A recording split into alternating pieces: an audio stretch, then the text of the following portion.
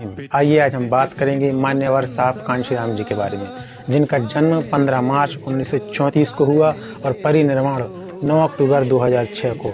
मान्यवर साहब कांशीराम जो बहुजनों के पुनर्जीवन और डॉक्टर B.R. अम्बेडकर जी के मिशन के लिए संजीवनी बन गए। मान्यवर साहब कांशीराम जी जिन्होंने BSP बहुजन समाज पार्टी की स्थापना की और देश के मूल निवासियों को राजनीतिक ताकत देकर शासन करने का मार्ग खोला। SC, ST, OBC जिन्हें 6743 जातियों में बांटा गया है, वो अपने विभाजन पर गुरूर करते हैं। वो कहते हैं मैं फला जाति का हूँ और तुमसे उच्च हूँ। आंखें खोलो, तुम कौन हो पता भी है? तुम देश के मूल निवासी हो।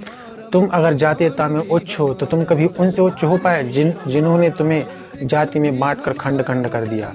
साहब कांशीराम जी ने तुम्हारे लिए इसलिए संघर्ष नहीं किया कि तुम उच्च या नीच होकर जियो, तुम सभी समान हो जाओ और एक होकर जियो, इसलिए संघर्ष किया है। साहब कांशीराम जी ने सभी निचली, पिछड़ी और अछूत जातियों के लिए काम किया, जिनमें से 1971 में इनके लक्ष्य का पहला प्रयास दलित शोषित समाज संघर्ष समिति का गठन किया। इसके बाद अखिल भारतीय पिछड़ा और अल्पसंख्यक समुदाय कर्मचारी महासंघ मतलब बामसेप की स्थापना की और फिर 1984 में BSP की स्थापना की, बहुजन समाज पार्टी, जिसका नेतृत्व बहन कुमारी मायावती जी को सौंप दिया, जो कि उनकी शिष्या थी और ये उत्तर प्रदेश की 4 बार मुख्यमंत्री रही और इनके शासन में उत्तर प्रदेश में कई बड़े बदलाव आए। साहब कांशीराम जी एक ऐसे महापुरुष हैं कि इनके पैर छूकर इनका सम्मान करो, बस इतना काफी नहीं।